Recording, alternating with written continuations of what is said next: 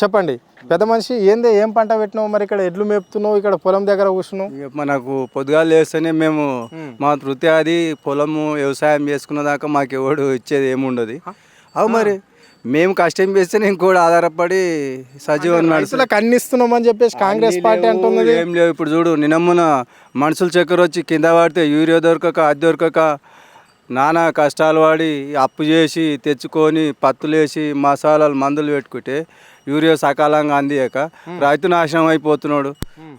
అదేదో అక్కడ ఏదో హైడ్రా పేరు పెట్టి అక్కడ అంత సంపాదనం దోసుకొని కానీ ఎవరిని ముందలేనికే కాదు అది అంతా ఉద్యరామీలు ఇచ్చి మొత్తం పనికి రాకుండా పబ్లిక్ కూడా ఒకసారి ఏం చేసిరంటే ఇన్నిగానం హామీలు ఇస్తుండు కదా మేము కొద్దిగా బాగుపడతామేమో అని పబ్లిక్ ఆశపడి వచ్చారు కానీ ప్రేమ రకంగా ఎవడు వేయలేడు ఓట్లు అంతే. ఇక దానికన్నా మీకు ఏం లేదు. ఎన్ని ఎకరాల పొలం ఉంది నీకు? నాకున్నది 4-5 ఎకరాలను కౌలు కట్టుకొని బాగానే చేస్తాం, 10-15 ఎకరాలు చేస్తాం. మరి ఏంది మరి యూరియా బస్సుల కొరత ఏంది? మరి రైతు భరోసా పైసలు పడ్డాయా? భరోసా నేనేమంటున్నా, రైతులు కానీ సామాన్యులు కానీ మొత్తం ఇండ్లు ఇస్తా, ఇందిరామ్మ ఇండ్లు ఇస్తా, మళ్ళీ రైతులకు 2 లక్షల రుణమాఫీ చేస్తా, మళ్ళా కళ్యాణ లక్ష్మి మీద మళ్ళీ ఇంకా తులం బంగారం పెడతా. ఇవి మొత్తం అడ్డమైన హామీలు ఇచ్చి ఏదో అది ప్రభుత్వము వచ్చింది కానీ లేకపోతే ప్రభుత్వం వచ్చేది కాదు చచ్చేది కాదు. అది ఇది మొత్తం పబ్లిక్ మోసం చేయడానికి వాళ్ళ సంపద గురించి వచ్చారు కానీ ఓవన్కి మేలు చేసే రకం అయితే కాదు ఇప్పుడు ప్రభుత్వం. అరే మరి ఇప్పుడు కేసీఆర్ ప్రభుత్వం రేవంత్ రెడ్డి ప్రభుత్వం తేడా ఉన్నదా? ఏదైనా ప్రభుత్వమే కదా. ఏ ప్రభుత్వం కానీ ఎక్కడ ప్రభుత్వం కానీ మనుషులకు న్యాయమైన పరిపాలన లేదు. అది అందరూ వాళ్ళు సంపాదించుకోనికి అవన్నీ అడ్డమైన హామీలు ఇచ్చారు. ఇక్కడ మహిళలకేమో ఉచిత బస్సు ఇవ్వటే మళ్ళీ ఇక్కడ ఎవడు అడగలేడు. మహిళల బస్ పిచ్చోడు, అది మహిళల బస్. ఇప్పుడు అట్లా అంటే స్కూటీలు ఇస్తాడు, చదువుకున్న పిల్లలకు లేడీస్ స్కూటీలు ఇస్తాడు. గెలవంగానే 2500 ప్రతి మహిళ అకౌంట్లో వేస్తాడు. 4000 పెన్షన్ ఇస్తాడు ముసలోళ్ళకు. 4000 పెన్షన్ లేదు, కళ్యాణ లక్ష్యం తులం బంగారం లేదు. 15,000 ఇస్తా, మళ్ళీ కౌలు రైతుకు కూడా 12,000 ఇస్తా. అది లేదు ఇది లేదు, ఏకల పొట్టు లేదు, వీడు వీకి ఇచ్చింది లేదు, కట్టుకున్నది లేదు. రైతులకు సకాలంగా యూరియా కానీ ఏది కానీ ఏది అవగాహన లేదు. బస్ అడిగినోడు లేదు. గ్యాస్ 500 గ్యాస్ అన్నాడు ఇస్తుండా. చలో యాడికి నాకు 2 లక్షల రుణమాఫీ ఉన్నది. 2 లక్షల రుణమాఫీ ఏ పబ్లిక్ వస్తాడో యాడికి చర్చకు వస్తాడో నేను రెడీ. సీఎం ఆఫీస్ కూడా నేను రెడీ. ఇప్పుడు కూడా 2 లక్షల నేను నా కాగితాలు తీసుకొని మొత్తం రాసుకోండి. కంది మండల్ ఉత్తరపల్లి గ్రామం మొత్తం సత్యనారాయణ పేరు. నేను మొత్తం వ్యవసాయం, నా వృత్తి వ్యవసాయము. ఏడికి వచ్చి నా ముంగల 2 లక్షల రుణమాఫీ చేసిన అని చెప్పమను. దానికి నేను తీసి పాస్బుక్లు ముంగటేస్తాను మొత్తం బ్యాంకుతో సహా. మాఫీ అయిందేమో చెప్పమని అప్పుడు దానికి సమాధానం ఇస్తాం. మరి ఏంటి కాకపోయినా ఆల్రెడీ 85% రైతులకు రుణమాఫీ చేసినామంటే ఏమన్నా తక్కువ ఉండొచ్చు. ఆధార్ కార్డు, రేషన్ కార్డు, నాది రేషన్ కార్డు కరెక్ట్ ఉన్నది, బ్యాంక్ అకౌంట్ కరెక్ట్ ఉన్నది, మొత్తం అన్నీ కరెక్ట్ ఉన్నాయి. అది ఏదా అంటే అది ఇయ్యదాలని పిల్లలు ఇంకోసారి దాన్ని ఓడగొట్టాలి అని చేస్తామే. కానీ ఇప్పుడు ఫస్ట్ చెప్పిండా రేషన్ కార్డు ఒకతాన లెక్క పెడతా అని చెప్పిండా చెప్పు. ఇప్పుడు రేషన్ కార్డు లెక్క పెడితే 2 లక్షలు దాటిపోయింది అంటున్నాడు. అంతే, తప్పేం లేదు. మేము అన్నిట్లో ఉన్నాము. అవగానే 60 గదాలు ఇల్లు. 60 గదాలు ఎవరికి ఉంటుంది? 60 గదాలు ఏమది? నువ్వు ఇవి 60 గదాలు కాదు, నువ్వు ఇస్తాను 5 లక్షలు ఇచ్చి ఏ పబ్లిక్ కానీ ఎవరు కానీ లేనోని కానీ ఉన్నోని కానీ నువ్వు 5 లక్షలు ఇస్తాను. ఇల్లు మంజూరు ఇచ్చినాడు. 60 గజాలు కాదు 70 గజాలు కట్టుకుంటాడు, 100 గజాలు కట్టుకుంటాడు. ఆడ నువ్వు నేను కడితే పైసలు ఇస్తా, లేకపోతే లేదాను. దానికి కానీ నేను కట్టుబడి పెట్టి నువ్వు తింటే ఇంత తిను, లేకపోతే వాడు తింటాడా? ఒకడు తినడు. ఒకడు ప్లేట్ తింటాడు, ఒకడు ఫుల్ భోజనం కూడా తింటాడు, 2 ప్లేట్లు తింటాడు. అవన్నీ ఉచిత హామీల వల్ల పబ్లిక్ ఆశపడ్డారు కానీ ఎవరికి ఇలా ఒరిగిన లేదు. నిరుద్యోగస్తులకు ఎంతమందికి ఇచ్చిండు పిల్లలకు చెప్పు. పిల్లలకు సమాధానం చెప్పమను. 60,000 ఉద్యోగాలు ఇచ్చినాము, ఇప్పుడు మళ్ళీ నిరుద్యోగులు ఉద్యోగాలు అద్దు మాకు అంటున్నారు అని చెప్పేసి ముఖ్యమంత్రి. 60,000 ఉద్యోగాలు ఇచ్చేవాడు కేసీఆర్. కాకపోతే పట్టా సర్టిఫికేట్ చేతికి వెళ్ళాడు కానీ అలా అమలు చేసి పెట్టిండు. 60,000 ఉద్యోగాలు ఇచ్చిండు. అదే పిల్లల్ని ఎక్కిరు కదా, వాళ్ళని చెప్తారు, వాళ్ళే చెప్తారు ఎవడిచ్చిండు ఏం సంగతి అని వాళ్ళు చెప్తారు. ఈయన చెప్పేది గొప్పతనం కాదు.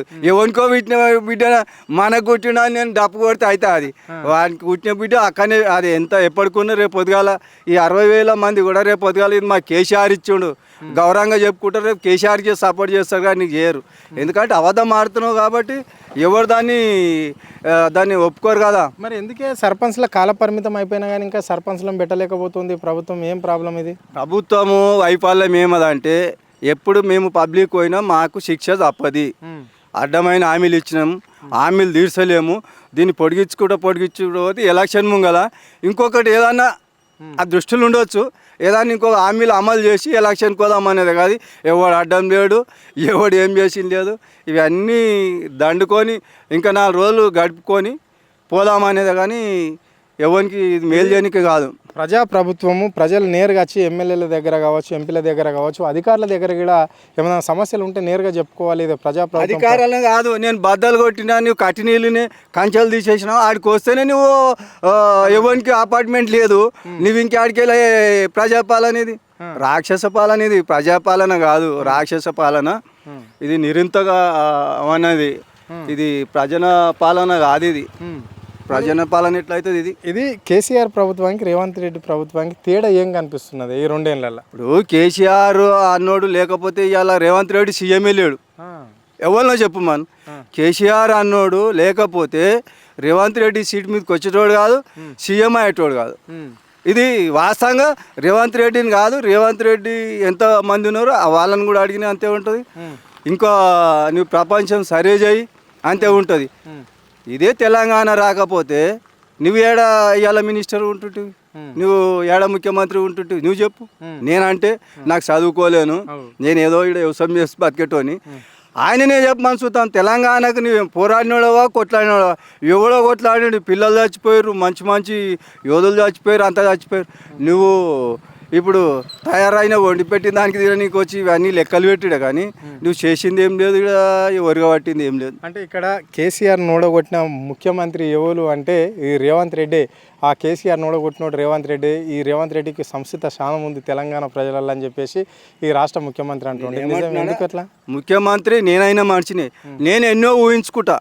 నేను ఇది చేసిన అది చేసిన, నా దగ్గర ఇన్ని పైసలు, అంత డబ్బు ఉన్నా, నాది ఇంత బలం ఉన్నా, నా అంతలా నేను ఎన్నో ఊహించుకుంటా. నువ్వు ఊహించుకున్నది కాదు. అక్కడ ఇంకా 100ల మంది కాదు, 1000 లక్షల మంది ఉన్నారు. ఇప్పుడు ప్రభుత్వం ఇది చేసి పొమ్మని ఎలక్షన్కు ఇప్పుడు ఒమ్మాను. ప్రభుత్వం కూలిపోయినాక ఇప్పుడు ఒమ్మాను, ఇప్పుడు సీఎంగా అమ్మాను. అంతేనా? అంతే. ఇంకా దానికన్నా మిక్కిలేముంటుంది. మరి ఎక్కువగా ఎందుకు ఈ కల్వకుంట్ల కుటుంబాన్ని టార్గెట్ చేస్తూ ఊరికే మాట్లాడతాడు ఎందుకు? ఇప్పుడు కళ్ళబొల్లి ముచ్చట్లు ఆడి ఎట్లయితే అప్పుడు ఎవరు కాంగ్రెస్ పెద్దోళ్ళు జానారెడ్డి ఉన్నాడు, ఉత్తమ్ కుమార్ రెడ్డి ఉన్నాడు, వాళ్ళంతా మంచి మంచి లీడర్లు కాదంటలే. వాళ్ళు ఇట్లా గబ్బి వారేసుకొని దూషించి ఎవరిని మాటలు పబ్లిక్లో పోయిరు వాళ్ళు. కానీ ఇట్లా ఏందంటే నేనే టైగర్, నేను ఇష్టం వచ్చినట్టు తిట్టి ముందడుకోండి కదా, పట్టుకొచ్చిన కుక్క ఎట్లయినా ఉరుకుతుంది. అది ఇప్పుడు అన్ని ఎమ్మిడు ఉన్నాయి. ఇది ఎక్కడికెళ్ళో వచ్చి మన మందలకు వచ్చి అన్నిటికన్నా ముంగడ నేనే అని ఉరుకుట్లా. అది ఏదో పిసిసి అధ్యక్షుడు ఇచ్చి దానిలో రేవంత్ రెడ్డి కానీ యాక్చువల్గా రాజగోపాల్ రెడ్డి అనేది వాస్తవమే. ఇది శాశ్వత 10 కాదు. నేను 10 ఏళ్ళు ఉన్నట్టు 10 ఏళ్ళు నువ్వు ఎక్కడికి వెళ్ళి వచ్చినావు, నువ్వు ఎక్కడికి వెళ్ళో నువ్వు వాళ్ళకి వెళ్ళి వచ్చి ఇలా ఇది చేసినావు. కానీ అది లెక్క కాదు. అది రైతులను కూడా బాగా చూడమని 15,000 ఇస్తాడు. అందరు కౌలు రైతులకు ఇస్తాడు. కౌలు రైతులకు 12,000. ఏది ఇచ్చిండు? ఏ కౌలు రైతుకి ఇచ్చిండు? ఒక రైతుకి. నేను కౌలు రైతునే కదా, నేను 15 ఎకరాలు పట్టుకున్నా.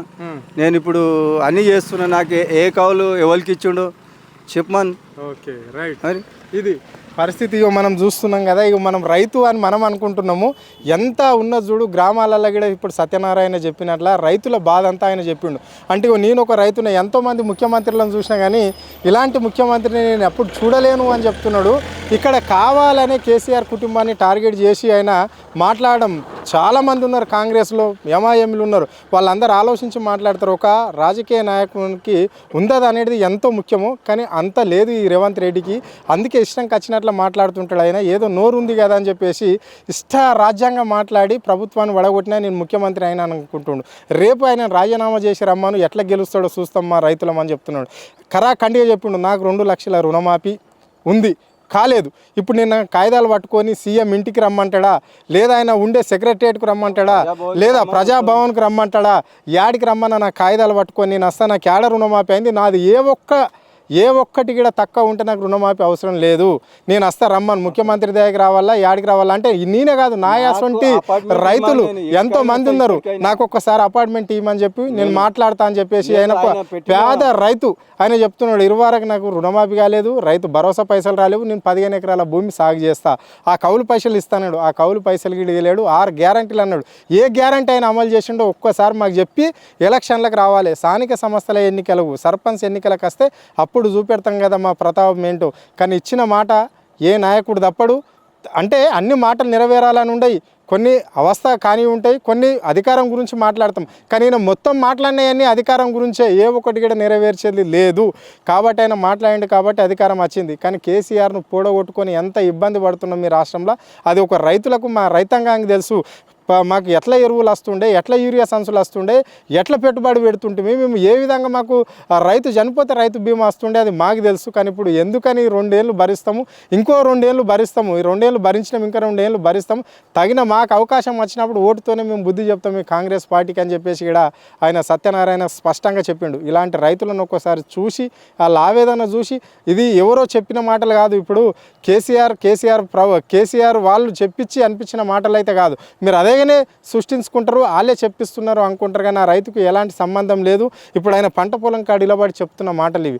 ఒక్కసారి ఆలోచన చేయాలి. అంటే రైతులు ఇంత అవస్థలు పడుతున్నారు, ఇగో రైతు ఏడిస్తే రాజ్యం బాగుండదు, ఎద్దేడిస్తే రైతు బాగుండాడని ఓ సామెత మీరే చెప్తుంటారు. కానీ ఇప్పుడు రైతులు ఇంత అవస్థ పడుతున్నామని కూడా వాళ్ళు చెప్పడం అనేది జరుగుతుంది. ఇప్పటికైనా రైతులకు ఏదైతే ఇస్తామన్నారో హామీలు, రుణమాఫీ కావచ్చు, రైతు భరోసా డబ్బులే కావచ్చు, రైతు బీమానే కావచ్చు, రైతులు వాళ్ళు కోరుకున్నది ఏమో మద్దతు ధర కోరుకుంటాడు, ఆ మద్దతు ధర విషయమే కావచ్చు, రైతు బోనస్ విషయంలో కావచ్చు, ఇప్పటికైనా ఇచ్చిన రైతును రాజు చేస్తామన్న ఈ ప్రభుత్వం రైతును ఆ విధంగానే చూస్తేనే బాగుంటుంది.